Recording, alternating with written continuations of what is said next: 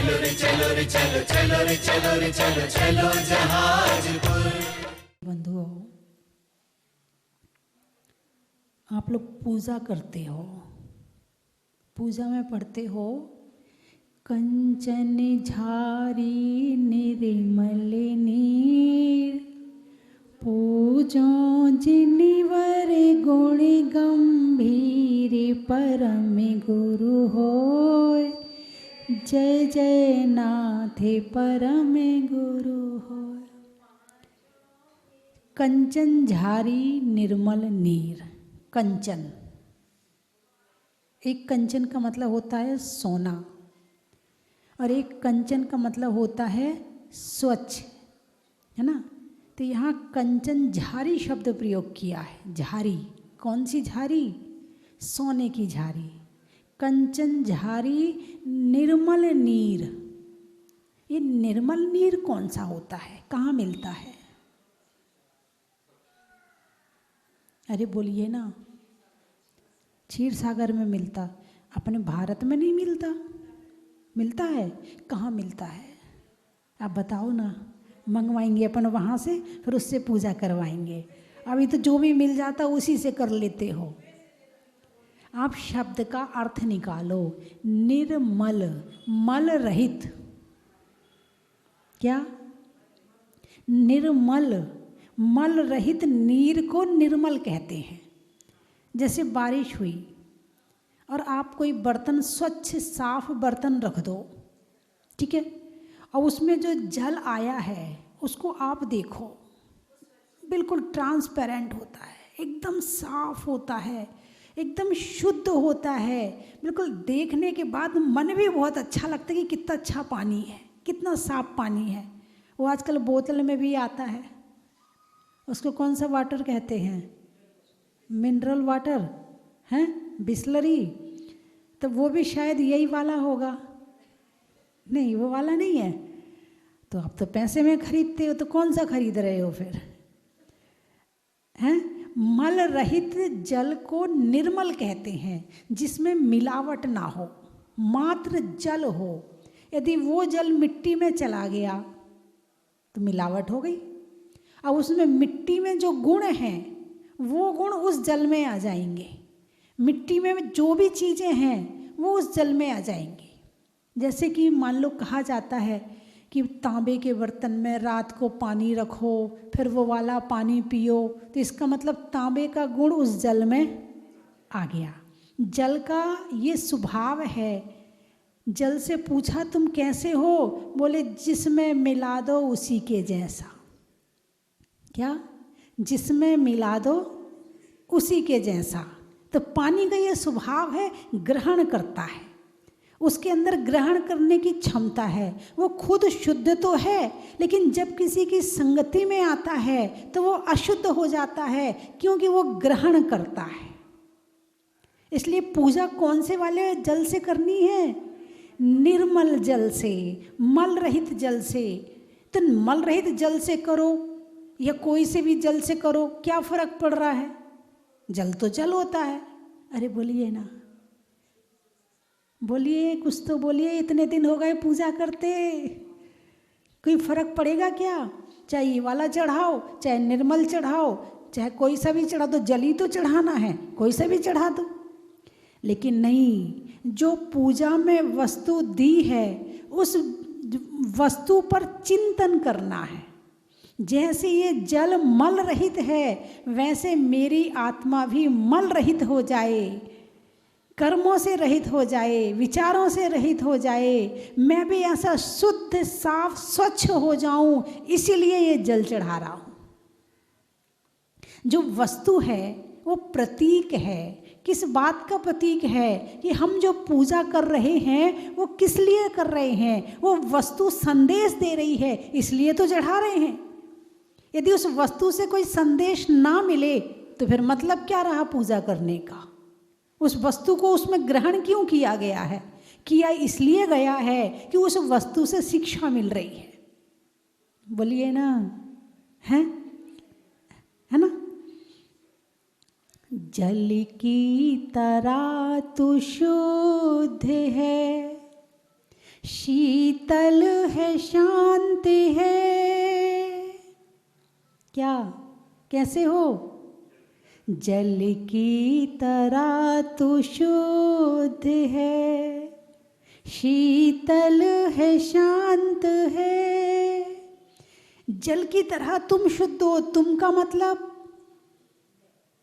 मैं का मतलब आत्मा, आत्मा का मतलब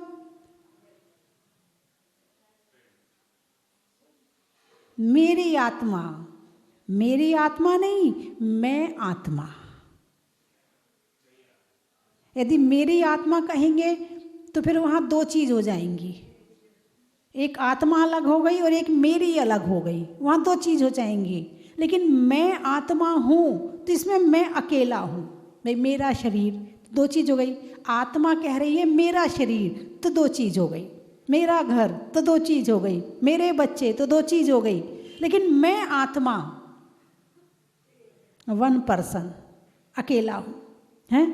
तो मेरी आत्मा नहीं, मेरी आत्मा बोलने के लिए, समझने के लिए कह सकते हैं, बोलने के लिए, समझने के लिए, क्योंकि आज तक हम द्वंद्व में ही जिए हैं।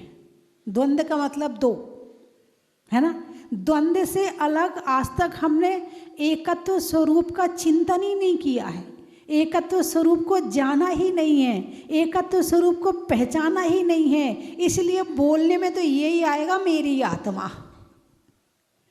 द्वंद्व के बिना समझना मुश्किल हो जाएगा, इसलिए कहना तो आपको यही पड़ेगा, मेरी आत्मा। मुझे मेरी आत्मा को शुद्ध बनाना है, मुझे मेरी आत्मा को भगवान बनाना है। मेरी आत्मा भगवान है, भले है तो, लेकिन इसमें आपका जो एंगल है, जो आपका डायरेक्शन है, जो आपका लक्ष्य है, वो आप ही है ना?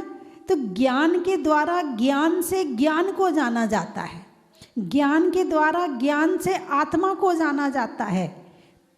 जब भेद करते हैं तो हो जाते ज्ञाता, ज्ञान और ज्ञे, तीन हो जाते वहाँ पर। ज्ञाता कौन? जानने वाला आत्मा। ज्ञे कौन? आत्मा। और किससे जान रहे हो? ज्ञान से जान रहे। वो ज्ञान किसका है? आत्मा का। नहीं आया समझ में? है? मान लो ये आत्मा, इसके अंदर ज्ञान गुण है। क्या है? इसके, ये है पेन, अभी तो ये पुद्गल द्रव्य में समझा रही हूँ केवल। ये आत्मा, और इसके अंदर क्या है? ज्ञान गुण है। अब ये ज्ञान गुण दूसरों को भी जान सकता है और ये खुद को भी जान सकता है। तो जब ये दूसरों को जानता है तो पदार्थ दूसरे हो जाते हैं। तो ज्ञे मतलब जिसको जान रहे वो ज्ञे, और जिससे जान रहे वो ज्ञान। इसके अंदर क्या है? ज्ञान है। ये ज्ञान से किसको जान रहा है? स्व को भी जान सकता है, पर को भी जान सकता है ना? तो ज्ञान के द्वारा किसको जान रहा? आत्मा को जान रहा। किससे जान रहा? ज्ञान से जान रहा है। तो ज्ञेय भी यही, ज्ञाता भी यही और ज्ञान भी यही। जब ये शुद्ध स्थिति बनती है तब वीतरागता प्रकट होती है। इसे कहते हैं वीतरागता। बाहर से राग बिल्कुल नहीं होना, जरा सा भी नहीं होना। आत्मा ज्ञान के द्वारा आत्मा में लीन है, उसका नाम है वीतरागता। आप भगवान की मुद्रा देखो, कैसी मुद्रा है? हैं? ज्ञाता दृष्टा आत्मराम। ज्ञाता दृष्टा, हाँ, अपने आत्म से अपने आत्म में रमण कर रहे हैं, दूसरों में रमण नहीं कर रहे हैं। तो चर्चा करनी है ज्ञान पर। किस पर? ज्ञान पर। किसको शुद्ध बनाना है? आत्मा को शुद्ध बनाना है कि ज्ञान को शुद्ध बनाना है? आत्मा को शुद्ध बनाना है। ज्ञान को शुद्ध बनाए बिना आत्मा शुद्ध हो सकती है क्या? ज्ञान, आत्मा को हमें शुद्ध बनाना है, ज्ञान को शुद्ध करने की जरूरत कहाँ है? तो आत्मा शुद्ध हो सकती कि नहीं हो सकती?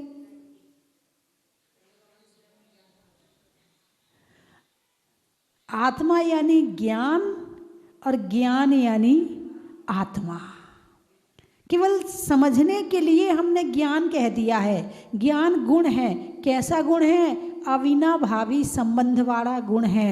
यानी कि इसके ज्ञान आत्मा के बिना नहीं होता और बिना आत्मा के ज्ञान ने। जैसे उष्णता है, कहाँ रहती है? अग्नि में। अग्नि कहाँ है? जहाँ उष्णता है। थोड़ा सा विषय कठिन लग रहा होगा, लेकिन समझना बहुत ज़रूरी है। इसके समझे बिना भी काम चलने वाला नहीं है। अब अपन आ जाते हैं ज्ञान पर। ज्ञान की चर्चा चल रही है तो ज्ञान पर ही आ जाते हैं। तो ज्ञान अशुद्ध है कि शुद्ध है?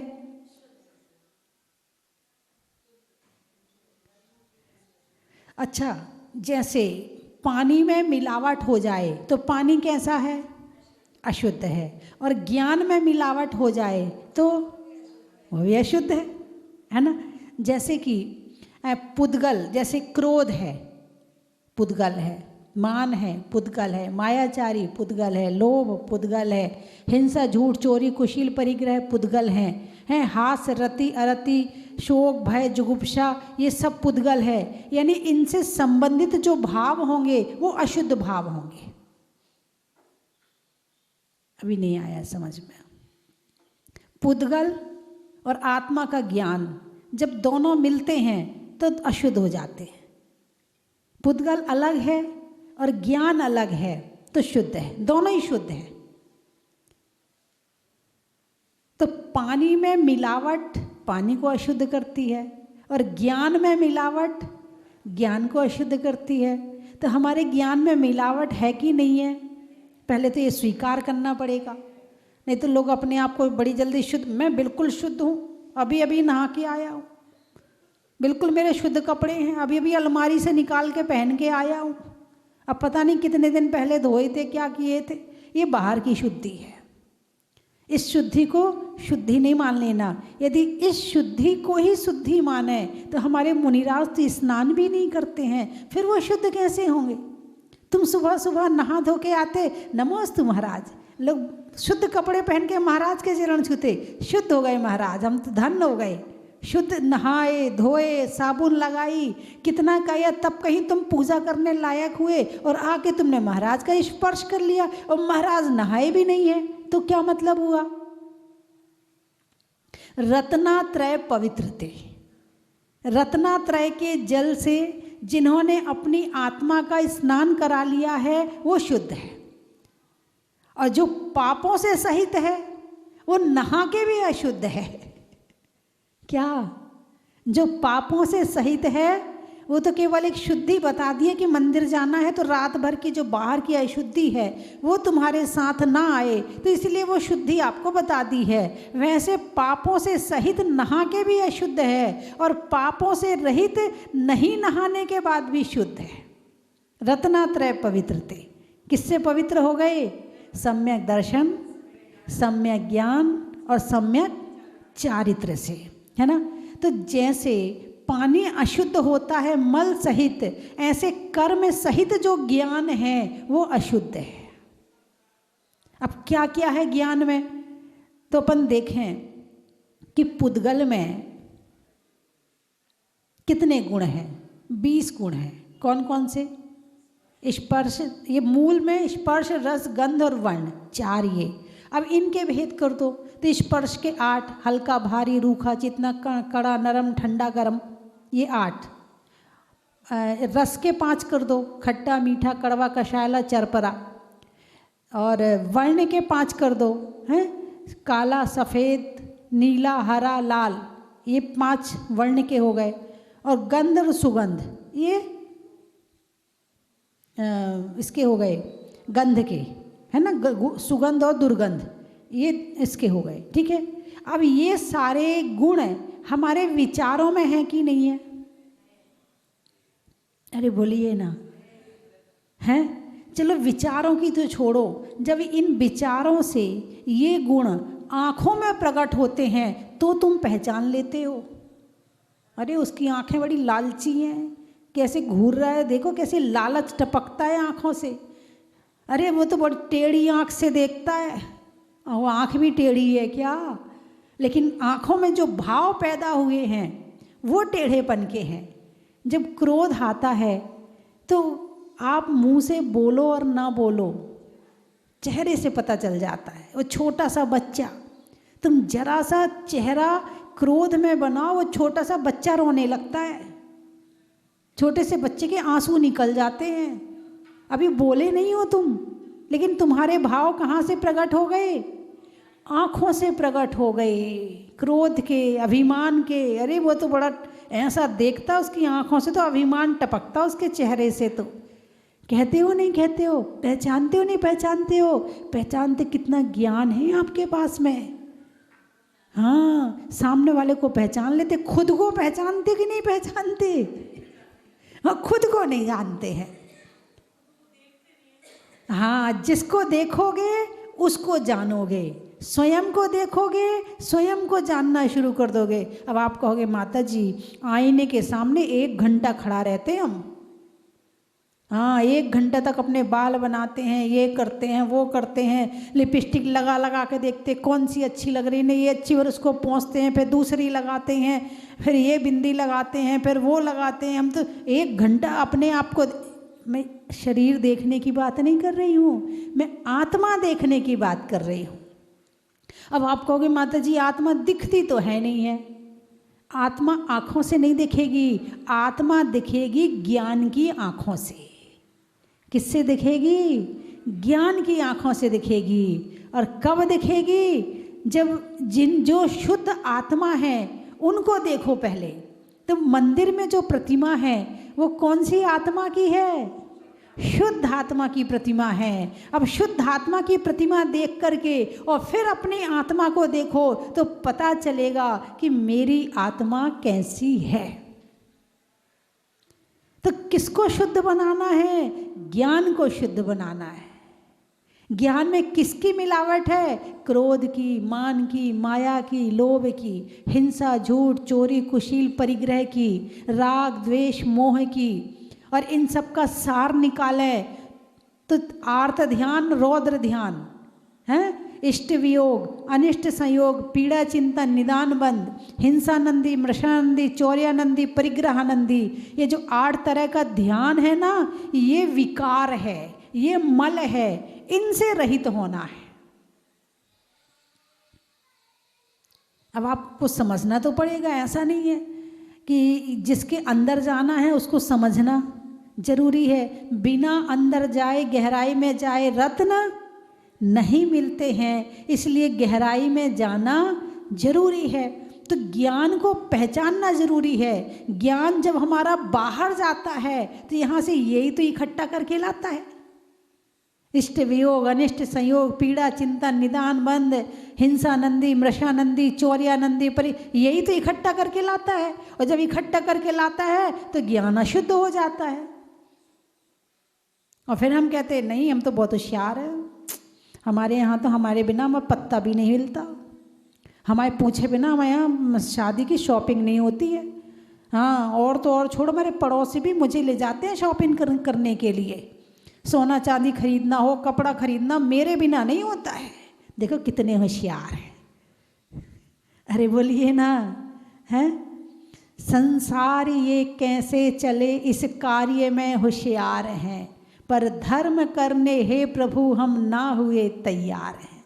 ये सिद्ध पूजा में मैंने लाइनें लिखी हैं, यदि आपने की हो, जो जिनपद पूजांजलि जिनवाणी है उसमें जो सिद्ध पूजा है उसमें मैंने ये लाइनें लिखी हैं। संसार ये कैसे चले, इस कार्य में होशियार हैं, पर धर्म करने हे प्रभु हम ना हुए तैयार हैं।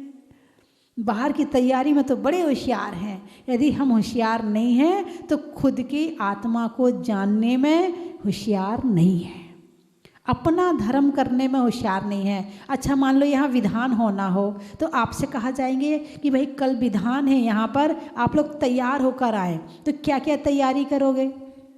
जब 10 लक्षण पर्व आता है तो क्या क्या तैयारी करते हो?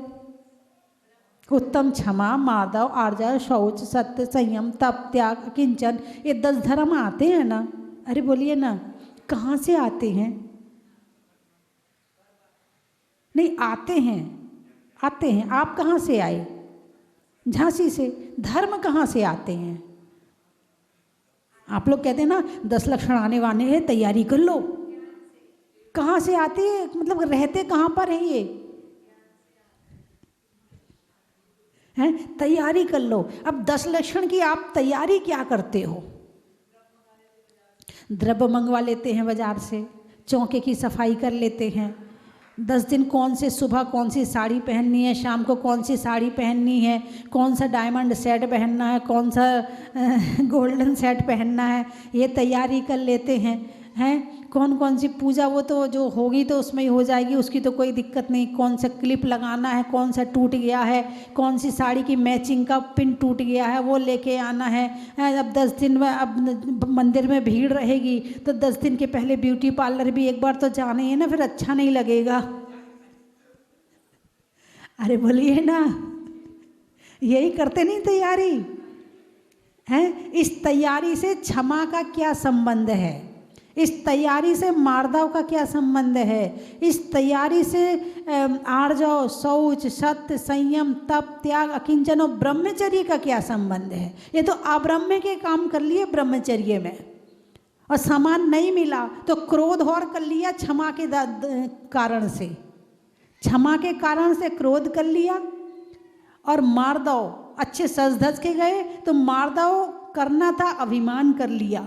सरल होना था, मायाचारी कर ली। और शुद्ध होना था और लोभ कर लिया है। संयम का पालन करना था और दिखावा कर लिया। और ब्रह्मचर्य का पालन करना था, अब्रह्म कर लिया। ये है 10 लक्षण की तैयारी। अरे बोलिए ना, है ये हमारा ज्ञान अशुद्ध है तो वो अशुद्ध की तरफ ही ले जाएगा। और हमारा ज्ञान के संस्कारों में शुद्ध में जाने के संस्कार हैं तो फिर वो अंदर की तरफ ले जाएगा। कि क्या तैयारी करनी है? 10 दिन मैं क्रोध नहीं करूँगी, 10 दिन मुझे बिल्कुल सिंपल रहना है, मैं अभिमान नहीं करूँगी, 10 दिन मैं सरलता रखूँगी, मायाचारी नहीं करूँगी, 10 दिन कोई सामान नहीं खरीदूँगी, लोभ नहीं करूँगी, 10 दिन मैं संयम का पालन करूँगी, 10 दिन कुछ न कुछ त्याग करूँगी, 10 दिन के लिए ब्रह्मचर्य धारण करूँगी, 10 दिन के लिए मैं इनकी उपासना और आराधना करूँगी। ये है तैयारी। अरे बोलिए ना। और ये सब तैयारी किससे होती? ज्ञान से। अब ज्ञान में अशुद्धि भरी पड़ी है तो जो ज़्यादा होगा उसकी तरफ चला जाएगा, है ना। जिसके संस्कार ज़्यादा होंगे ज्ञान उस तरफ बह जाएगा। जहाँ ढलान होती है वहाँ पानी बह जाता है। जहाँ के संस्कार पहले बहते रहे बहते रहे बहते रहे बहते रहे तो फिर धर्म का मामला भी होगा तो भी वहीं बहोगे, फिर त्याग की तरफ नहीं बहोगे। तो शुद्ध ज्ञान और अशुद्ध ज्ञान क्या क्या है? ज्ञान में कौन कौन सी अशुद्धि है? कषाय और पापों की अशुद्धि है। ये कषाय कितनी होती है? 25 होती हैं, 1-2 नहीं है। हम एक के जाल में नहीं फंसे, हम 25 के जाल में फंसे हैं। अनंतानुबंधी क्रोध मान माया लोभ, अप्रत्याख्यान क्रोध मान माया लोभ है, प्रत्याख्यान क्रोध मान माया लोभ, संजुलन क्रोध मान माया लोभ, हास हंसना कषाय है, रति प्रेम, अरति द्वेष है, हास रति अरति शोक भय जुगुप्सा ग्लानि, स्त्रीवेद पुरुषवेद नपुंसक वेद, ये है कषाय। और सुबह से शाम तक एक क्षण का समय बताओ जिस समय तुम कषाय में ना रहते हो, शुद्ध बिल्कुल भावों से कि कषाय तो नीचे बैठ गई है और बिल्कुल निर्मल परिणामों से आप भगवान की पूजा करते हो, भक्ति करते हो, ध्यान करते हो, स्वाध्याय करते हो, माला फिरते, एक क्षण का बताओ मुझे। और इतना पुरुषार्थ भी नहीं कर पाए तो इस मनुष्य जन्म में आके किया क्या? यही करने आए थे और वो ही नहीं किया। ज्ञान का अभिमान और हो जाता। हम ना रोज पूजा करते हैं, ये ना ये जो हमारे पड़ोसन है ना कुछ नहीं करती है, ये तो पूजा भी नहीं करती, ये तो मंदिर ही नहीं जाती, बहुत कभी कभी जाती है। तुम बहुत बड़ी बन गई पूजा करके। पूजा कैसी करते देख तो लो पहले अपनी पूजा। अभिमान पहले आ गया, घमंड पहले आ गया, ये छोटे लोग हैं, ये तो स्वाध्याय भी नहीं करते, हाँ एक आसन कुछ नहीं करते हैं ये। अरे तुम कर रहे हो, करने का अभिमान कर लिया, ज्ञान किया, ज्ञान का अभिमान कर लिया। जैसे लोग धन इकट्ठा करते हैं तो अभिमान आ जाता है, और जो अक्षर इकट्ठा करके दिमाग में वो अपने आप को ज्ञानी समझता है, उसको ज्ञान का अभिमान आ जाता है। दोनों में कोई अंतर नहीं है। बंधुओं, गौतम, इंद्रभूति गौतम, ज्ञान का बड़ा अभिमान था। मुझे इतनी ऋचाएँ याद हैं, मुझे इतने शास्त्र याद हैं, मेरे इतने शिष्य हैं। भगवान महावीर का समोशरण लगा, मैं नहीं जाऊंगा, मैं खुद भगवान हूँ, मुझे इतना ज्ञान है। अच्छा, और जब भगवान की वाणी नहीं खिरी, सौधर्मेंद्र ने देखा कि भगवान की वाणी कैसे खिरेगी, कौन इसका गणधर बनेगा, पता चलेगा इंद्रभूति गौतम बनेगा। वो कहाँ है? अरे वो तो अभिमान करके बैठा हुआ है, उसे समोशरण तक लाएं कैसे? गया सौधर्मेंद्र ब्राह्मण का वेश बनाकर, बोले कुछ प्रश्न है मेरे। बोलो क्या प्रश्न तुम्हारे? ऐसा कोई प्रश्न नहीं जिसका मैं उत्तर ना दे सकूं। बोले नहीं, एक शर्त है, यदि आपने मेरे प्रश्न का उत्तर दिया तो मैं आपका शिष्य बन जाऊंगा, और आपने यदि मेरे प्रश्न का उत्तर नहीं दिया तो तुम्हें मेरे भगवान महावीर का शिष्य बनना पड़ेगा। ठीक है, स्वीकार है। अभिमान था, चैलेंज तो 1 मिनट में स्वीकार करेगा, अभिमान है, छोड़ेगा थोड़ी। जीत के बताऊंगा मैं। प्रश्न किया, त्रैकालम द्रव्य षटकम नवपद सहितम जीव षटकायलेश्य पंचान्य चास्तिका व्रत समिति ज्ञान चारित्र भेदा, इसका अर्थ बता दो। है त्रैकालम, द्रव्य षटकम, ये 6 द्रव्य कौन से होते हैं? 9 पद सहितम, ये 9 पदार्थ कौन से होते हैं? 7 तत्व कौन से होते हैं? 6 लेशिया कौन सी होती हैं? इनका अर्थ बता दो। अब उसने तो ये चीज़ तो पढ़ी नहीं थी, जो पढ़ा था उसमें ये कुछ था नहीं। अब सोचा बहुत, बोले तुमसे बात नहीं करूँगा, मैं तुम्हारे महावीर से वाद विवाद करूँगा। अच्छा, सौधर्मेंद्र खुश हो गया, बस मेरा काम हो गया। इंद्रभूति गौतम अपने 500 शिष्यों सहित पहुंच गया समोशरण में। किस लिए? वाद विवाद करने। और जैसे ही मानस्तंभ के दर्शन किए, अभिमान गल गया। अरे ये क्या, मैं तो अक्षरों का अभिमान कर रहा हूँ, मैं तो रट्टी रटाई विद्या का अभिमान कर रहा हूँ, और ये तो साक्षात भगवान है, इनकी तो भगवत्ता प्रकट हो चुकी है, इनके 4 घातिया कर्मों का नाश हो चुका, मैं कहाँ भटक रहा हूँ। गया भगवान के चरणों में, साष्टांग नमस्कार किया और दीक्षा ले ली। क्या किया? दीक्षा ले ली। नाणम पचक्खाणम, पहले अभिमान वाला ज्ञान था तो त्याग नहीं था, और जब वास्तव में ज्ञान आया तो त्याग आ गया। नाणम पचक्खाणम, ज्ञान का फल है त्याग। ज्ञान है और त्याग नहीं है तो समझना अभी कौन सा वाला ज्ञान है। एक होता दिमाग में रहने वाला ज्ञान, अक्षरीय ज्ञान, और एक होता है आचरण में आने वाला ज्ञान। आपके घर में बहन जी होंगी, यानी बहू होगी और सास होगी। सास के पास में आचरण वाला ज्ञान ज़्यादा होगा और बहू के पास में शब्द वाला ज्ञान होगा। कौन सा ज्ञान श्रेष्ठ है?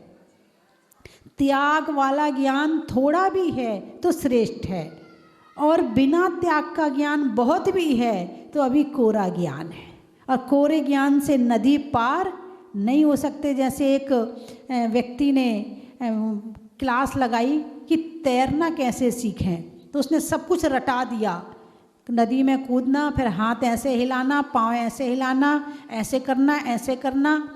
तो उसने कहा भाई, नदी के किनारे बैठ के क्लास लगा रहा था, तो वहाँ एक जो नाविक था उसने कहा भाई इसमें नदी में उतारो तो सही। नहीं, जब तक ये पूरा थ्योरिकल सीख नहीं जाएंगे तब तक मैं नदी में नहीं उतारूंगा। बोले भाई थ्योरिकल से प्रैक्टिकल नहीं हो सकता है, प्रैक्टिकल करना पहले ज़रूरी नहीं।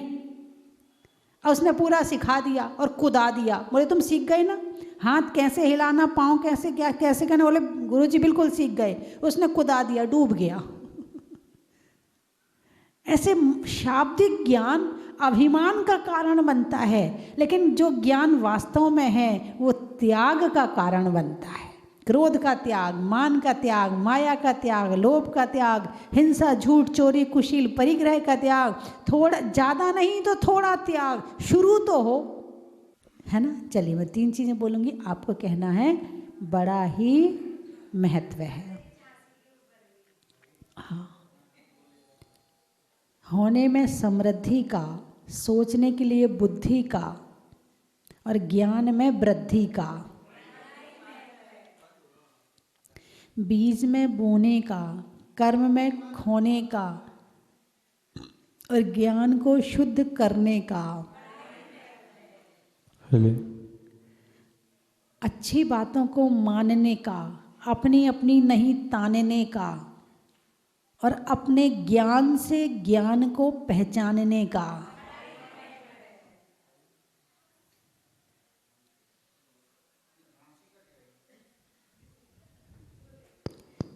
शांति धारा की झारी का, लाइन में लगो तो आने वाली बारी का, और 10 लक्षण की तैयारी का। बड़ा ही महत्व है। कौन सी वाली? अंदर वाली, बाहर वाली? अंदर वाली। अंदर वाली, अच्छा फिर ठीक है। अभी मेरे सामने तो अंदर वाली बोलोगे। ये बात भी सही है, जब तक हमें सिखाने वाला ना मिले तो निश्चित ही हमें वो चीज़ का ज्ञान नहीं होता है। होने के बाद कहीं ना कहीं फर्क तो पड़ता है। बहुत अच्छी बात है, ये ज्ञान का फल है, ये ज्ञान का फल है ना। चलिए, रात्रि में शशि का, दान देने में राशि का, और आने वालों में झांसी का। बड़ा ही महत्व है। और कहाँ से आए हैं? कोलकाता। बारिश में छाता का, बैंक में खाता का, और आने वालों में कोलकाता का। नागपुर। गाने में सुर का, देवों में असुर का, और आने वालों में नागपुर का। छोड़ने में इच्छा का, नहीं मांगने में भिक्षा का, और परसों यहाँ पर होने वाली दीक्षा का। हाँ, मुरादाबाद वाले बैठे, गंज वाले बैठे हैं, है ना। कहाँ के? दुलारी। अच्छा अच्छा अच्छा। खेत में खाद का, भोजन में सलाद का, और आने वालों में मुरादाबाद का। हो गए सारे? अहमदाबाद। अच्छा। देने में दाद का, देने में दाद का, नहीं होने में विवाद का, और आने वालों में अहमदाबाद का।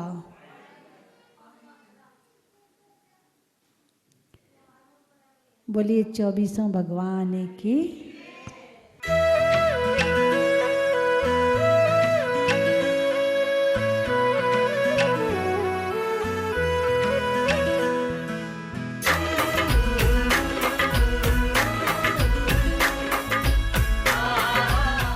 श्री मुनि सुरतनाथ भगवान की, आचार्य श्री समंत भद्र जी महाराज की जय, आर्यिका स्वस्ति भूषण जी माता जी की। जब प्रतिमा जी देवली के पुराने मंदिर में जहाँ नीचे रखी हुई थी, तब से मुझे यहाँ आने का सौभाग्य प्राप्त होता रहा है। और तब से प्रतिमा जी फिर जब टीन शेड के नीचे रखी थी, जब भी यहाँ आते तो माता जी एक ही बात बोलती कि मैं इन भगवान को अपने घर में भेजना चाहती हूँ जल्दी से जल्दी। इतनी वात्सल्यमयी माता जी, आर्यिका स्वस्ति भूषण जी माता जी ने जिस सानिध्य और जिस तत्परता से इस कार्य को इतने कम समय में अंजाम दिया है, यह हम सभी के लिए एक प्रेरणा स्रोत है कि किस प्रकार एक लक्ष्य अगर निर्धारित कर लिया जाए तो उस लक्ष्य को हम कितने शीघ्रता से और कितने सुंदरतम तरीके से, जो भव्य पंचकल्याणक हुआ, हम सोच सकते हैं कि उसके कुछ दिन बाद ही कोविड का ऐसा घनघोर काल चालू हो गया। लेकिन कितना पुण्योदय था कि इस मंदिर जी के पूर्ण निर्माण के पश्चात ही वह कार्य हुआ और इतना भव्य पंचकल्याणक यहाँ स्वस्ति भूषण जी माता जी के सानिध्य में हुआ, जिसका न केवल राजस्थान वरन संपूर्ण भारतवर्ष में जय जयकार का नाद हुआ है। और मैं सभी से जो आज तक यहाँ नहीं पधारे हैं उनसे यही विनती है कि जिस प्रकार हम बोलते हैं एक बार वंदे जो कोई ताहे पशु नरक गति नहीं होई सम्मेश शिखर जी के लिए, वहाँ यहाँ के लिए कहना चाहूँगा कि एक बार अवश्य तुम आओ, एक बार अवश्य तुम आओ, मुनि सूरत के दर्शन पाओ, धन्य भाग्य तुम्हारा होएगा और निश्चित सब काज सफल होएगा, निश्चित सब काज सफल होएगा। भगवान की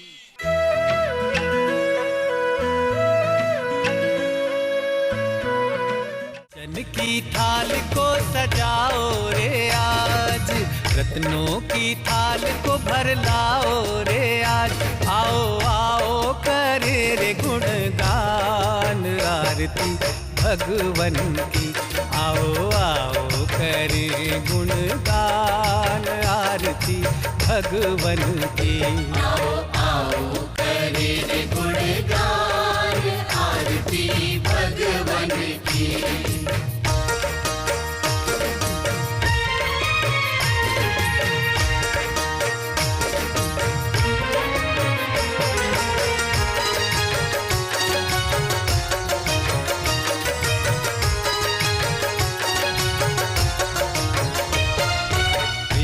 सुमित्र के राज दुलारे, माँ पद्मा जी के नैनों के तारे, पिता सुमित्र के राज दुलारे।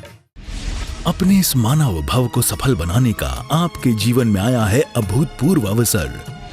स्वस्ति धाम प्रणेत्री परम विदुषी लेखिका भारत गौरव आर्यका श्री स्वस्ति भूषण माता जी की पावन प्रेरणा एवं मंगल आशीर्वाद से मध्य प्रदेश की धन्य धरा पर स्थित सिद्ध क्षेत्र सोनागिर के पवित्र पर्वत पर बन रहा है भव्याति भव्य सहस्त्रकूट जिनालय। आप अपने व अपनों के नाम से एक प्रतिमा अथवा एक से अधिक प्रतिमाएं विराजमान कर सहस्त्र पुण्य के भागीदार बने। एक प्रतिमा की न्यौछावर राशि 1,11,000 रुपए मात्र। अपनी स्वीकृति प्रदान करने हेतु दिए गए नंबरों पर शीघ्र संपर्क करें।